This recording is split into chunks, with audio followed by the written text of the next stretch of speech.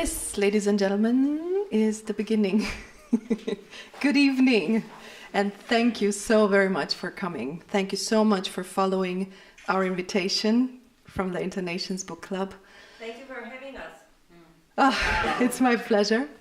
And thank you, dear Thabo and George, who cannot be here with us tonight, for offering these amazing spaces, this amazing stage, this amazing studio. Thank you once again. And well, let me introduce myself for the audience out there who this is actually being recorded for, who cannot be here with us because, as my own dear family is distributed all around the world. Hi, Mommy. And yeah, so this is the one opportunity I get to really reach out to absolutely everybody who has enabled me to stand here in front of you tonight. So who am I, really, for those of you here who don't even know me either? I'm Rita Booker-Solymosi. I've been a specialist for intercultural sensitivity for the last 20 years. I've worked as a coach and a trainer.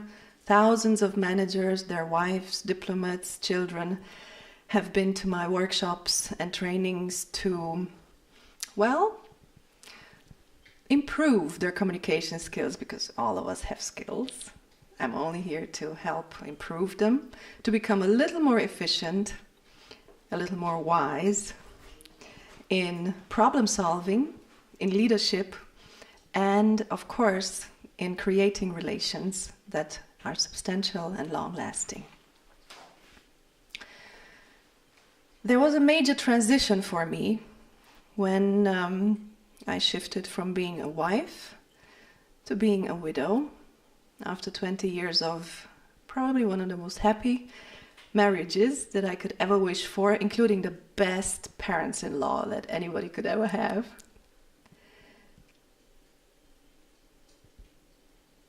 I became a widow, and with that step, I'm happy to manifest today another very important transition for me, from behind the curtains of the corporate world to the front stage, where I create art with words, with music, with other people, and where I'm extremely thankful to be able to present the result of a 7-year project that has resulted in a book. For the course of events for tonight, let me tell you, I will read key pieces from the book, although I could read it all in 1 hour because it's very short.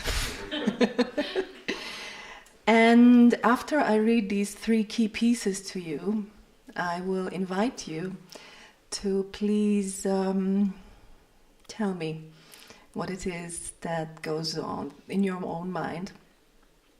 And of course, feel free to ask any question that you'd be interested in, including the technical ones.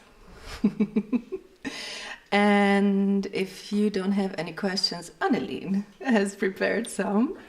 And I'm really, really looking forward to getting your feedback, because you are the first ones to see or to hear what my mind has been racing about in the last 7 years.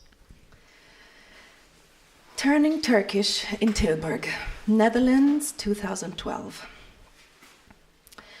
How can so simple and yet such powerful feelings as loneliness and hopelessness be triggered within less than 48 hours? Well, just take any person with lots of optimism, self-confidence, and the courage to try new things at every opportunity, and put them into Nuruddin Aradi's immigration simulation, Integration for All. It works. This simulation shook me to my core. 18 people from all over the European Union were invited to participate in a 7-day socio-dynamic simulation. Everything was paid for by the Grundtvig program, and we were all asked to do, as participants, to play along with the idea and the scenarios prepared for us in Tilburg in the Netherlands. So a TV camera team was to follow us around, and a radio reporter from Deutsche Welle here in Berlin would interview us occasionally to secure seamless documentation of the events. We were to act and react perfectly naturally within one of the largest Turkish communities of the Netherlands. The newest mosque served as our language school, cafeteria, shopping center, and most importantly, of course, our religious center of introduction to the Turkish culture. So at the end of 5 days training, we'd have a language test to pass, and then we had to complete a one-day internship in a local Turkish store downtown. I arrived at the main train station on a Sunday afternoon at the end of April. It was Queen Beatrix's birthday and a Dutch public holiday. The ATM machine at the train station didn't accept my German banking card.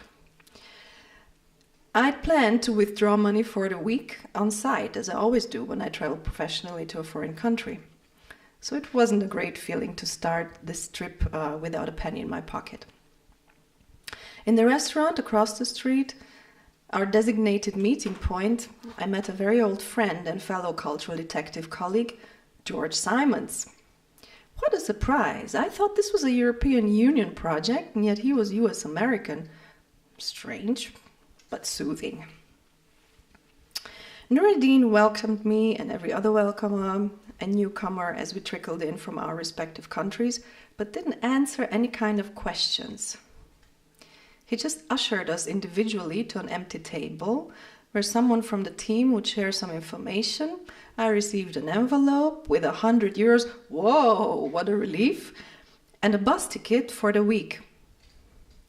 But then we were sent to an Ibis hotel. I thought we were going to stay with a Turkish family. I had even prepared gifts from Berlin, but no stay with local Turkish people, no explanation for unexpected arrangement.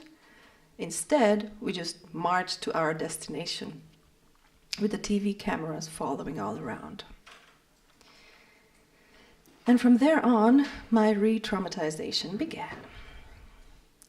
Before the first lesson on Monday morning, we were individually interviewed in a separate room of the mosque, which was all set up with TV cameras.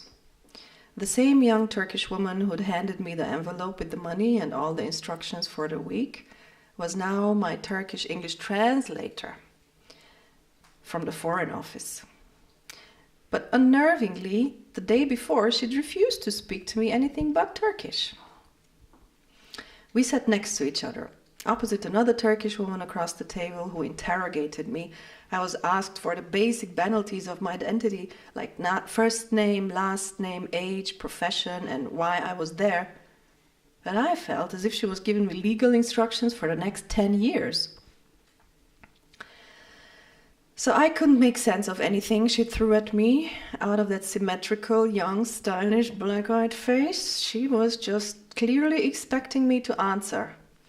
But when I couldn't, she repeated her questions even louder and with different wording. My translator didn't make any effort to translate until I directly asked her to in English. And I was really getting nervous. This was humiliating. No smiles on anybody's face. The atmosphere was as serious and unpleasant as it could be. And I tried to smile over my insecurity, asking myself how stupid I would look on camera if I lost my composure. But I was very happy to be released after only 5 minutes. So after all 18 of us had been interviewed like this, we were offered a Turkish lunch of the finest homemade quality. Finally, some of the anticipated warmth of this culture was coming through. You know, food can transmit love, because love goes through the stomach, as the saying goes in so many languages. And then the Turkish class started. Although I'd seen the classroom on a YouTube video while preparing for this adventure back at home, the actual experience still had that power of putting me into teenager mode. They handed out children's workbooks. We were all adults here, so why create that back to the school feeling? Were the organizers really serious? Even worse, there was no Wi-Fi in this part of the mosque, and I started panicking because I'd bought a brand new iPad just to use it online for dictionaries in classes, and it was worthless. My not so subtle colleague from the Ukraine had bought her own Turkish dictionary in a pocketbook format and laid it out openly on her table. And she kept it next to me, except she wouldn't share it with me. So I saw my chances to be the linguistic shining star of this class vanishing in no time. Looking around at my other colleagues confirmed my fears. Every other table had a dictionary on it. Shit. So the night before, in the hotel restaurant at the Ibis, my classmates had been doing homework left and right, while I was busy chatting and having fun practicing my Italian, my French, my German, and English all at the same time. Easy peasy for a cultural detective, right?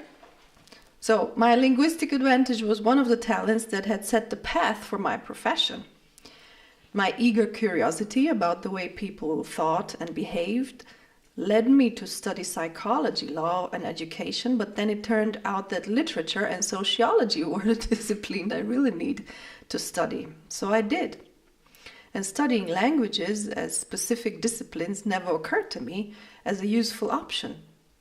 I picked languages up on the go, mostly from listening to the sound and intonation of the people chatting around me. But this learning exercise, with the test in a few days, was only a simulation. Why bother with homework? That was my thinking that first night. And it left me very acutely vulnerable. Because on the third day of this whole simulation, I did break down in tears of frustration when the Turkish teacher asked me how I felt. By then, I'd endured 2 days of bombardment with avalanches of Turkish sentences and equally Turkish explanations in a Turkish environment, which was friendly only to those who could communicate with each other in this painfully foreign language. My entire motivation and capacity to learn new languages, though I'd already conquered 8 of them by then, just broke down in shambles. So I found myself stripped of any of the cognitive skill I'd acquired over the past 30 years, and I was left at the mercy of my emotions.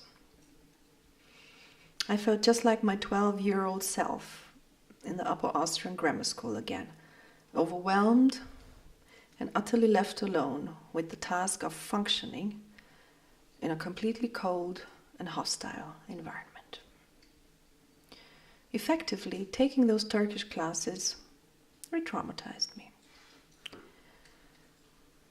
As a single child, I'd been surrounded by adults who couldn't or wouldn't care about my helplessness. My parents, or rather the Austrian government and the Catholic charity organization Caritas, gave me clothes and food and a roof over my head, expecting me to integrate and be more successful than adults could ever be. After all, adults couldn't learn languages as well as children, right? And that was insisted. So how could I dare to be less than grateful for that opportunity? There was absolutely nobody I could ever talk to about what was happening because my parents were too busy arguing about petty stuff and money all the time. In this painful moment of frustration with my young and inexperienced Turkish teacher, tears rolled silently down my cheeks. They flowed even more heavily when I remembered my mother telling me her story, sitting in German classes so many years before me, and not understanding a single word, just like me right now, and imagining her future going down the drain if she couldn't pass the test at the end of this torturous class. I could imagine her fretting desperately over how none of her hopes for a brighter future would come true, not for herself and not for her family, whose immigration from the hated Romania she'd fought for so fearlessly. We shared the same ordeal, both scared of the future and clueless about how to solve this problem. But luckily, this was a simulation in a safe environment where nothing much could possibly happen to me or my colleagues, neither physically nor emotionally, unlike real immigration. Noordin had provided for that feeling of having a safety even before we got to Tilburg. He'd sent out a very formal and professional set of forms to fill in over email and reassured us of a very thoughtful and detailed plan for this program. He hadn't communicated very clearly what precisely we were supposed to experience or learn on the program, so in this moment of utter frustration, I decided to sit through my discomfort and observe exactly what my body and my mind were going through. I discovered my chance to analyze and evaluate my own mindset with the skills of the certified cultural detective that I was, and the ongoing student of psychology. All I wanted was an explanation for my tears.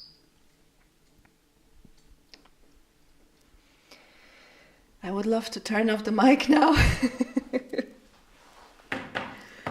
but instead, let me just take a glass of water.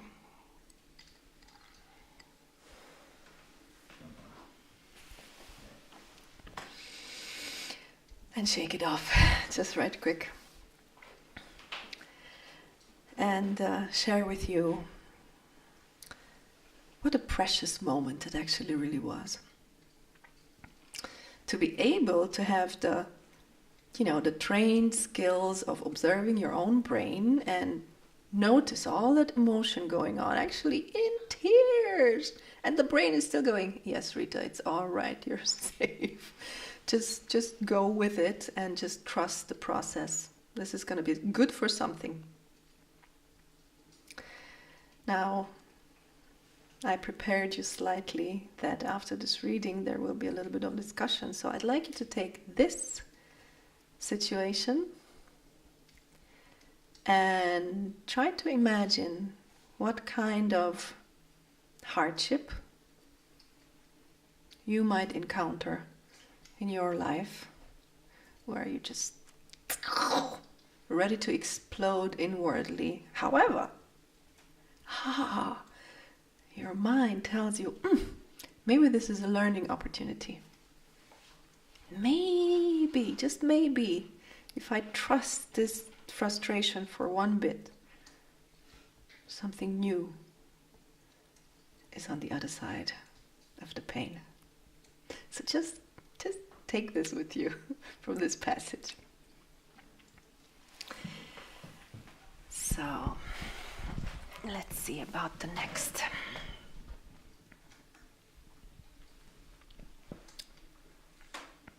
Oh yeah.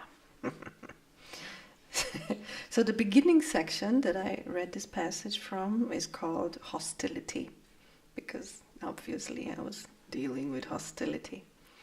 The second mood of the book is called love.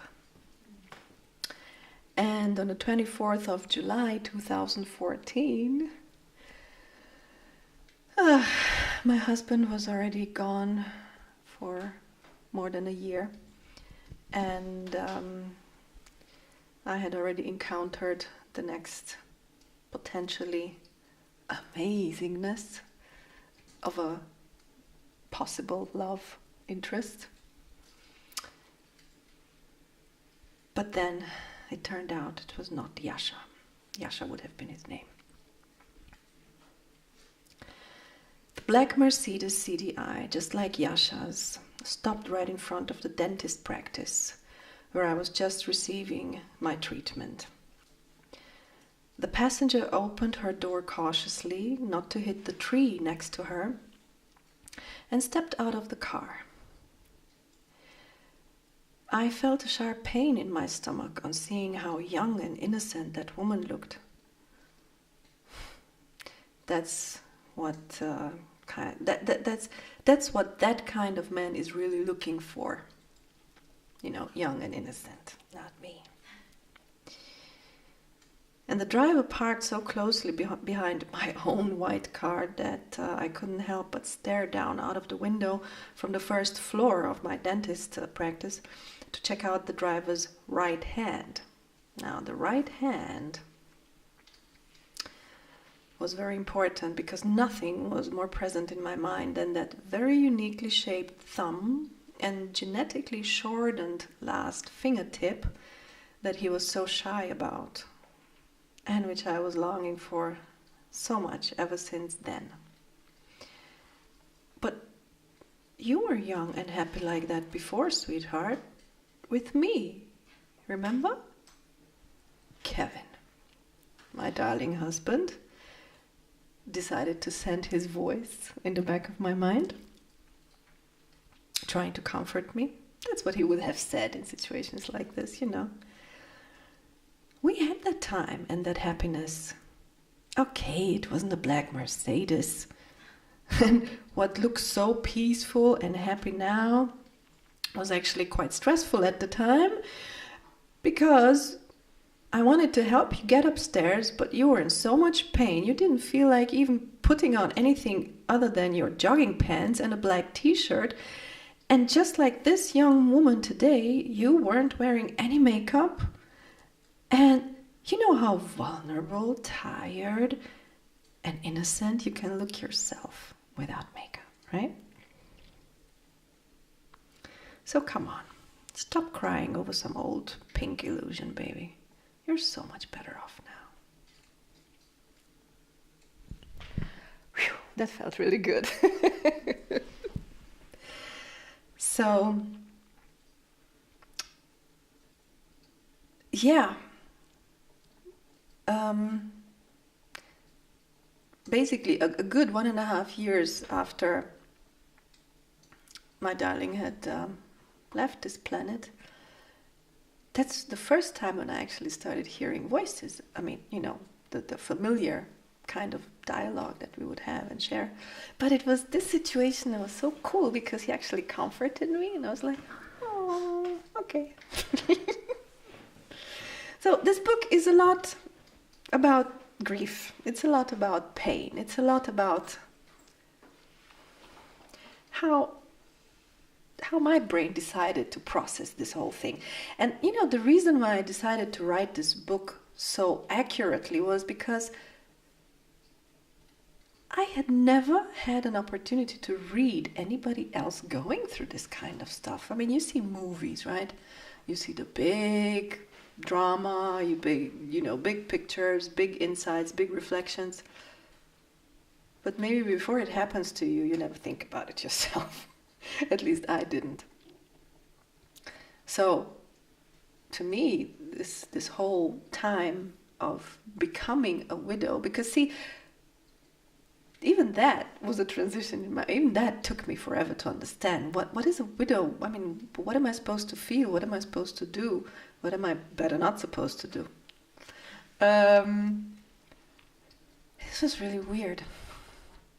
So I decided to just write it down and share, because maybe somebody might get interested, and maybe somebody could read this well ahead of time before they get into crisis like this, because nobody has the same kind of crisis, right? Everybody's is a little bit different, you know, it's context. But I was thinking, if I write it down really exactly just like I thought, maybe it helps. So, the next part I will read to you is a poem. This is also something that really never crossed my mind before. Well, let's say as long as Kevin was still around, because he was a writer.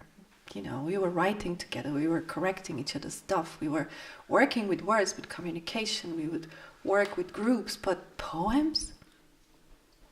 That's kind of cheesy.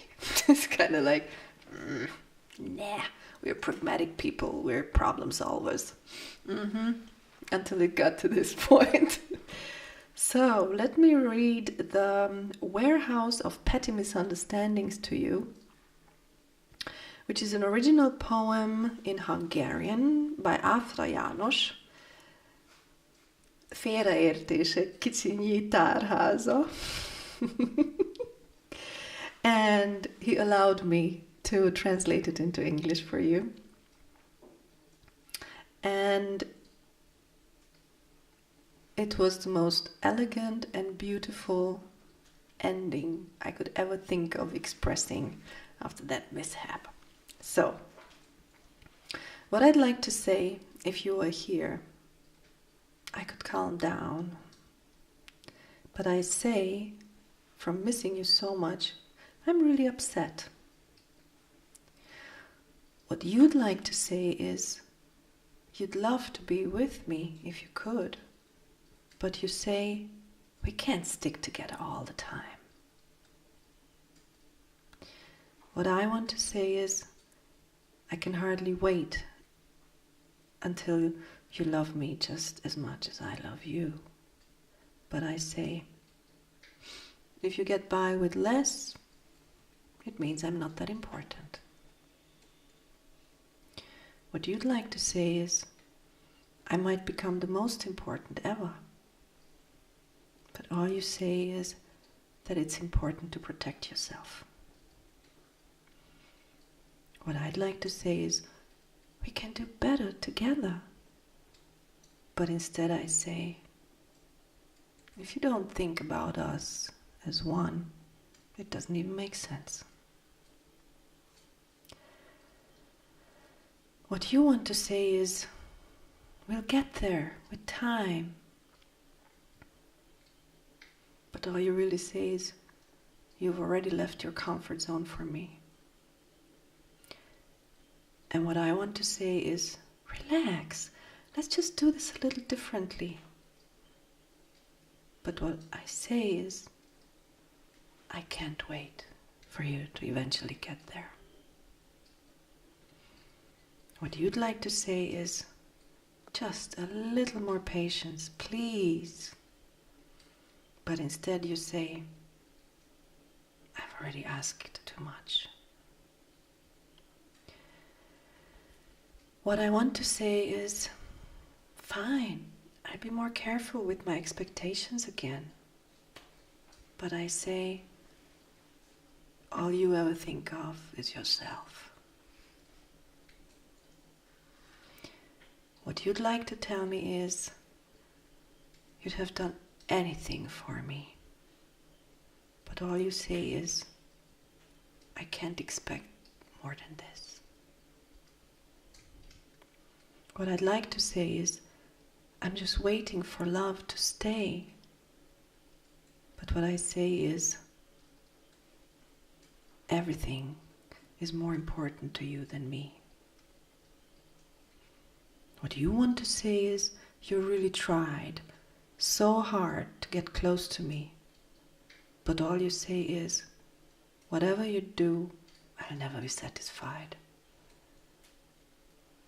And what we want to say is, together we could still make up for everything and make this work. But finally we say, that's it. Love isn't enough.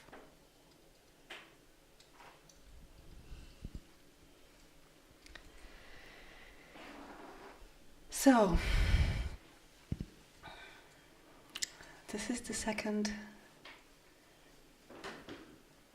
decisive moment of the evolution that I saw myself going through in this whole process, where I started asking myself, well, what is love? What is love really? Have I actually ever really felt love?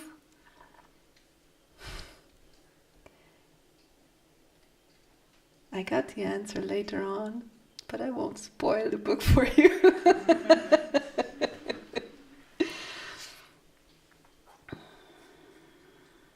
What I'd like to read now, at last, is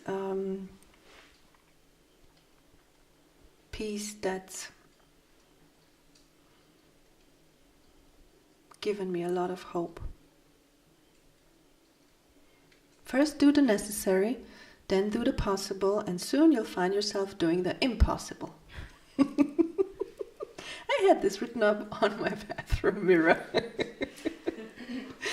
And I found this affirmation, I don't even know where, but oh my God, it was so helpful. It was so helpful because one thing that happened that I was completely unprepared for was,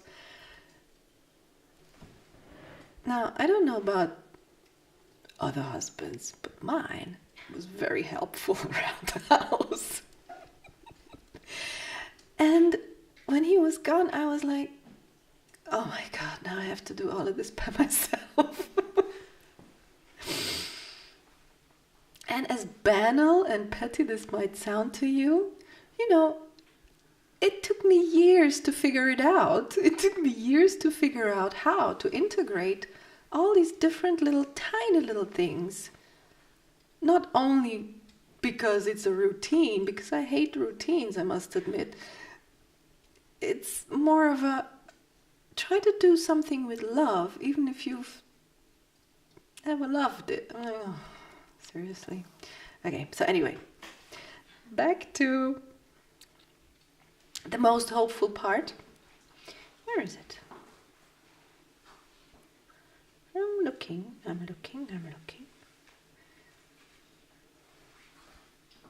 Happiness.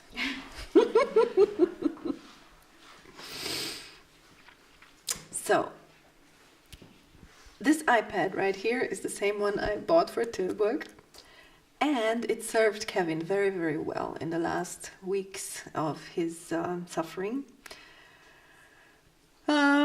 So this is the last note before he died on the night of the 4th of May, 2013.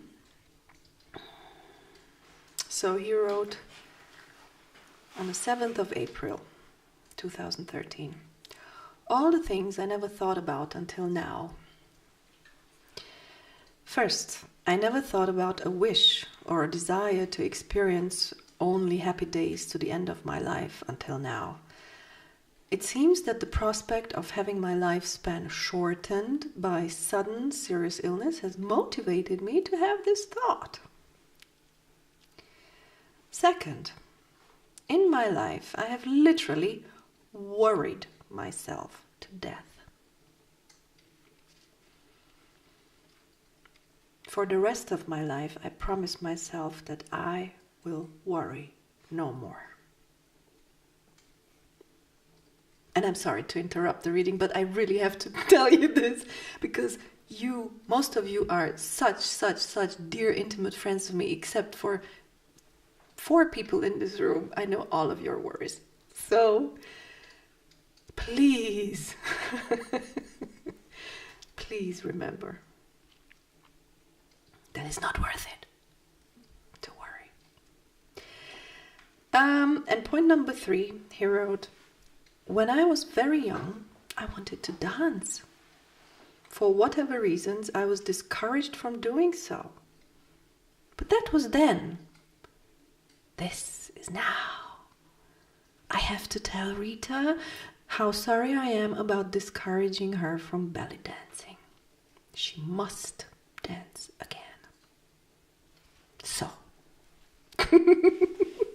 just for you all out there who I've been in your ears about dancing, and I've been telling you every little step of I'm trying to get to this class and to that class. See, this is why. Lastly, to close the part of happiness for you, and to close the reading with, again, I repeat, the invitation for your own thoughts to bubble around in this room. This whole process can only be closed for me if I find that measurable, visible point of reinvention. So all this soul searching and all this reflection and self-observation and experimenting around with things and people that I, never touched before, wouldn't have been complete without taking care of my weight, hairstyle, makeup and wardrobe.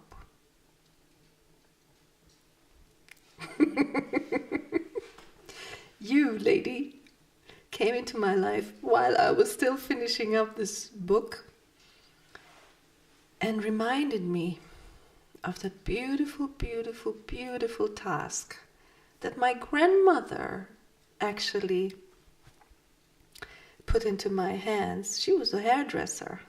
My grandfather as well. Before the Second World War, where unfortunately he died. So I come from this family of people who really, really pay attention to the outside manifestation of beauty. And so I wanted to thank you once again, my dear Annalena, for taking me by the hand and insisting on getting something done here. Because self-discovery is not just about searching for yourself. It's also creating yourself. Yes. So, that's the book.